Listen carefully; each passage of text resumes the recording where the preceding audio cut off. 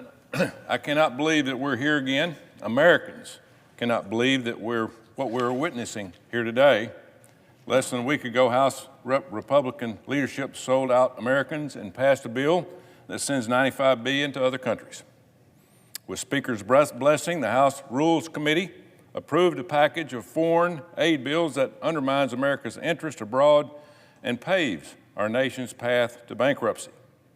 The Speaker relied on Democrats to force this $95 billion package through committee over the objection of 3 conservative members. Unfortunately, our leadership here in the Senate, both Democrat and Republican, are complicit. The Senate is about to follow the House's lead, further violating the trust of those who sent us here. We're about to vote on another $60 billion for Ukraine. This on top of the $120 billion American taxpayers have already sent to this black hole with no accountability. We are a country that is $35 trillion in debt. We are a country whose southern border is wide open thanks to the Biden administration. Illegal immigrants are invading our country. Drugs, including fentanyl, are flooding across, killing hundreds of Americans a day.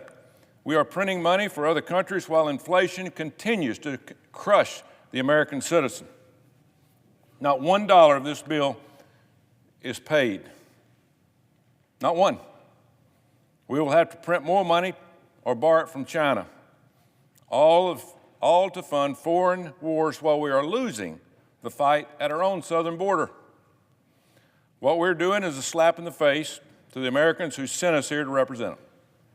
Instead of debating legislation to close the border and fix the economy, we're about to send billions of dollars to one of the most corrupt countries in the world. The war in Ukraine is a stalemate, has been for a while. Pouring more money into Ukraine coffers will only prolong the conflict and lead to more loss of life. No one at the White House, the Pentagon, or the State Department can articulate what victory looks like in this fight. They couldn't when we sent the first tranche of aid over 2 years ago. We should be working with Ukraine and Russia to negotiate an end to this madness. That's called diplomacy, by the way, a tactic this administration has been completely unwilling to use. Instead, Congress is rushing to further bankroll the waging of a war that has zero chance of a positive outcome. The Speaker claims he is privy to special classified information that justifies support for this massive package. If this critical information exists, all elected representatives who are being asked to vote on this massive spending package have and should have access to it. Republican leaders in the Senate argued that Russia will roll through Ukraine and into NATO if we don't immediately send another $60 billion we don't have. I wouldn't be surprised if we get a letter signed by 50 or so, quote, high-ranking former intelligence officials, end quote, confirming this and the dire consequences of delay. Don't fall for it. I had a classified briefing from the Department of Defense just this morning. I can tell you there is no justification to prioritize Ukraine's security before our own. None. To add insult to injury, we are financing this conflict on the backs of the American taxpayer.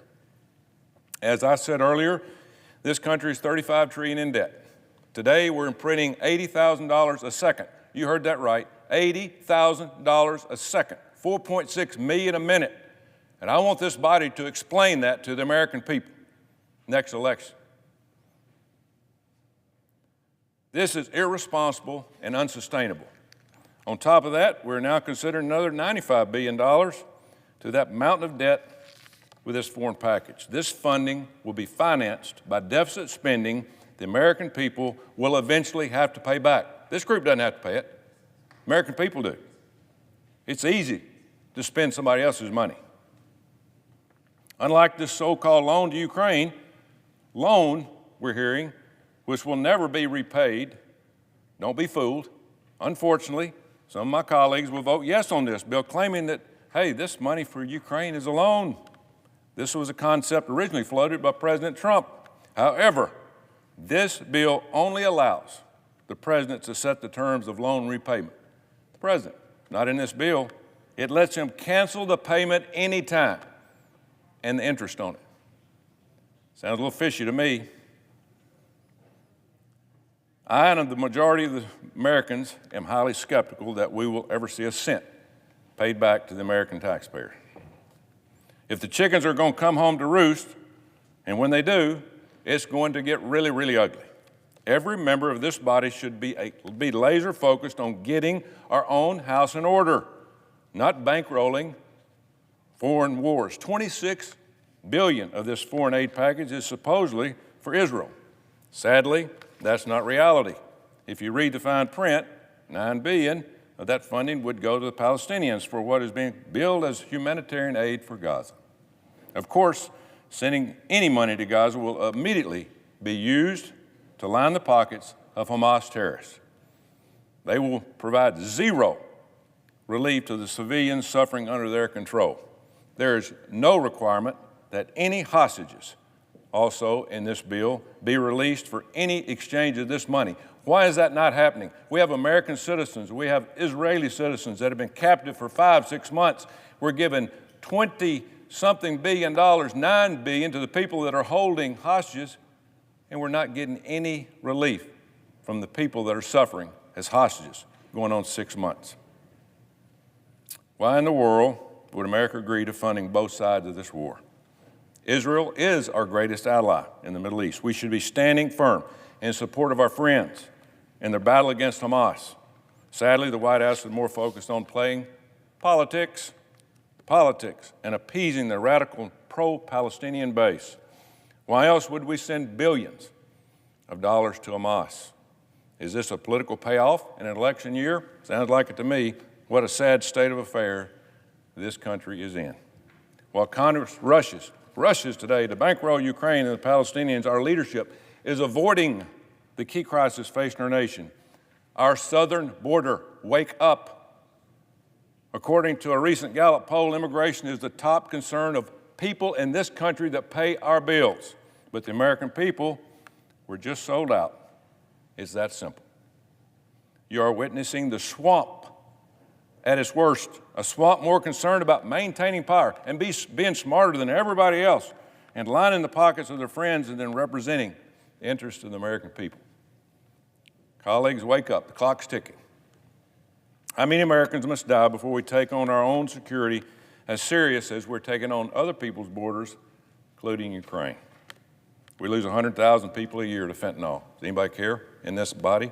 Hadn't heard it. This is a direct result of the border policies of President Biden. Fentanyl is manufactured in China and ran by the cartel in Mexico.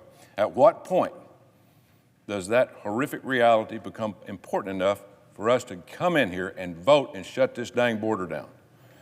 The left loves to tell you about threats. What kills more Americans than the Biden border policy? What kills more Americans than the Biden border policy? Nothing. Biggest disaster in the history since I've been alive and a citizen of this country.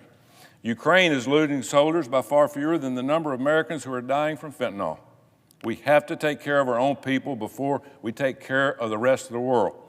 The Biden administration is failing this country. We know what the problem is. We know the solution, but nobody wants to solve it. That's an ineffective government. President Trump proved that we can get operational control of our border. He had control. The problem is no one in this administration or this body actually wants to solve this problem, which means we are also failing this country. Americans are counting on this body to stand up and correct the course. I hope we don't let them down. And for these reasons, I will be voting against this massive supplement of taxpayer money that we don't have today going to Ukraine. I yield the floor.